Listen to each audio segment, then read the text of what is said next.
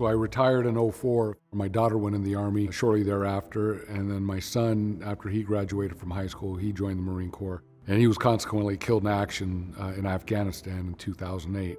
And I found myself standing on a bridge, about to jump off. I had had my last meal. I was done. And then I heard my son's voice that said, "Dad, it doesn't end here. You've got work to do." I knew that, okay, this is not what I'm supposed to do.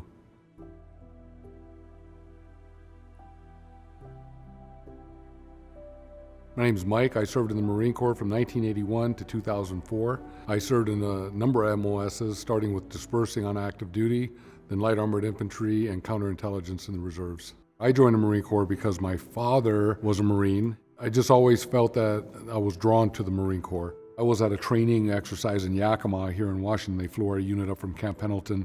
And as we finished the exercise and got back home, Iraq invaded Kuwait. That was my initiation of combat, and it got real. It got real in a hurry. When I joined the Marine Corps, the commandant of the Marine Corps was a World War II veteran. You didn't talk about your feelings. Drinking your feelings was all right. That's what you do. That's how you handle your issues. It wasn't that good. It was not that good at all.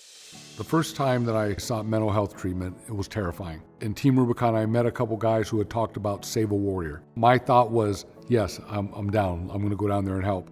Little did I know I'm going to be the one getting the help. You know, you get to talk to mental health professionals and just work on yourself. And they say, okay, now when you get back, you got to get yourself a therapist. So I went to the vet center. I went inside, told them who I was. They let me sit down. I was so uncomfortable. And Audrey, who's my therapist there, came out and said, Mike? And I was like, all right, let's just take one more step. My diagnosis was post-traumatic stress disorder, and I look back and I understand it now through therapy that the first signs of PTSD actually showed up after Desert Storm, but it was also things I brought to the Marine Corps growing up, and those things just kept piling up and piling up. I was at work when they informed me my son was killed. I remember saying to myself, hold it together. Why? Why would you need to do that? Just be yourself. You just lost your son. I think talk therapy was so important to me is because I didn't talk. But as you start talking it out and somebody's there to show you, look, here's what's happening, it starts to make sense. Helping you with your sleep and helping you understand alcohol is not the answer. And the biggest part for me is my wife, Valerie. That person that when I come in from those hard days or when we're thinking about my son, that she gets it, you know, and being with her, the things we do like ballroom dancing and boating and just hanging out. You know, when you have somebody that you can do that with, man, you're winning. You are winning. I like to read. I'm a big reader. If there's any more peaceful thing, I don't know what it is.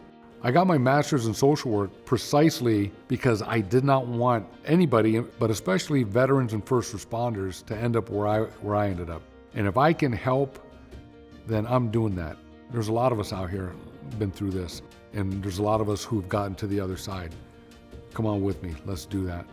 My advice to other service members and veterans, go to the VA, show up, listen, pay attention to the things they send you, pay attention to the texts, go to your meetings, be your own best advocate. Whatever happened to you in the war is part of what made you who you are right now, but they don't define you, right? They don't hold dominion over you. There's a great life waiting for you. It can be hard. It's like going through boot camp, man. It sucks a lot. But you remember how you felt when you graduated? Yeah, no better feeling. That's the way I feel just about every day.